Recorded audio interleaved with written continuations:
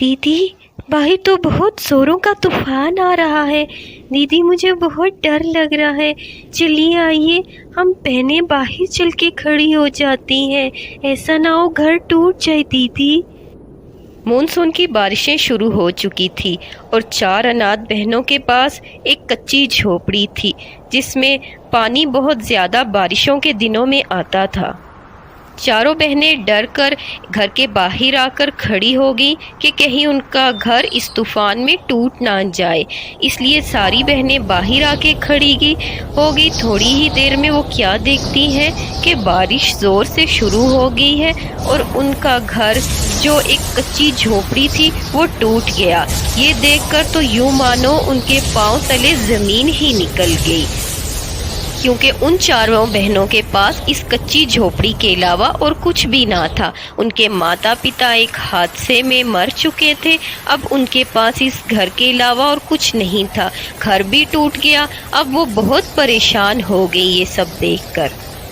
अरे अरे मेरी प्यारी बहनों, तुम्हारी दीदी है ना, तुम क्यों परेशान होती हो मेरे होते हुए। चलो आओ, मालिक के पास चलते हैं, उनसे कुछ रहने की जगह मांगते हैं और कुछ पैसे भी लेते हैं। आओ चलो मेरे साथ। नंदनी और राधा बड़ी बहनें थी जो एक छोटे से ढाबे पर काम करके अपनी छोटी बहनों का ख्याल रखती थी।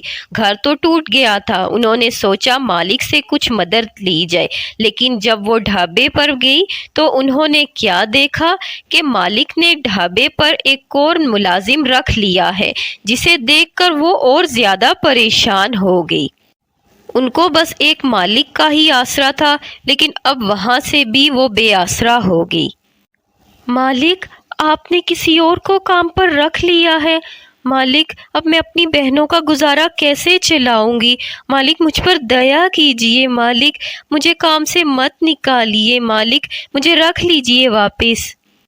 नंदनी ने मालिक की बहुत मिन्नत की, लेकिन मालिक ने उसकी एक ना सुनी। मालिक ने उसे काम से निकाल दिया और साथ में राधा को भी, क्योंकि दोनों को तनख्वाह देनी पड़ती थी। अब उसे एक ही लड़के को देनी थी।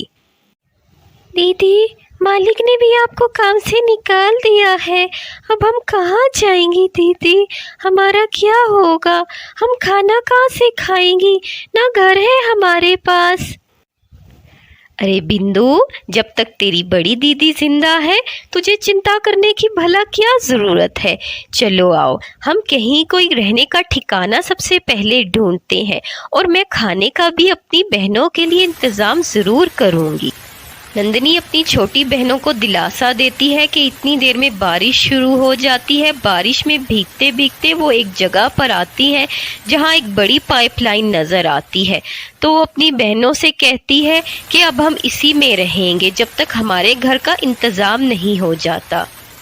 बारिश से बचने के लिए सभी बहनें उस पाइपलाइन में बैठ जाती हैं। पास बहुत ही कचरा जमा था, गंदगी भी बहुत ज़्यादा थी, लेकिन चारों बहनें मजबूरी में उसी गंदगी में रहती।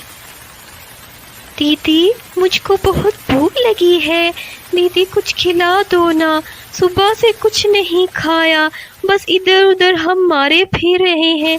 दीदी, बहुत जोरों की भूख लगी है, मेरा बुरा हाल हो रहा है। दीदी, मुझे कुछ खिला दो ना। चुटकी, मेरी बहन, तू परेशान मत हो, मैं अभी आप लोगों के लिए खाने का इंतज़ाम करती हूँ। राधा, तू इन सब का ख्याल रखना, मैं बाहर जाके देखती हूँ, कहीं से कोई मदद लेती हूँ और तुम सब के लिए खाने का इंतज़ाम करती हूँ।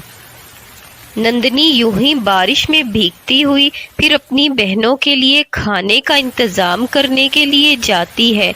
वो सोचती है कि कहाँ से बहनों को खाना खिलाऊं, इसलिए वो मजबूर होकर लोगों से भीख मांगना शुरू करती है।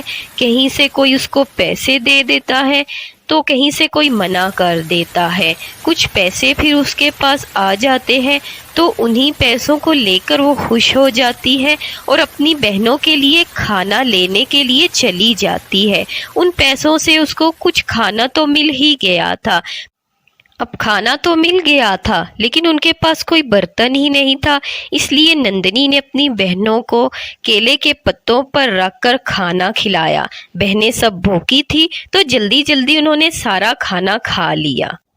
दीदी, आपने सारा खाना तो हमें खिला दिया।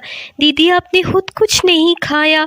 आपको भी तो भूख लगी होगी, हमारे साथ ही थी आप, खा लेती कुछ।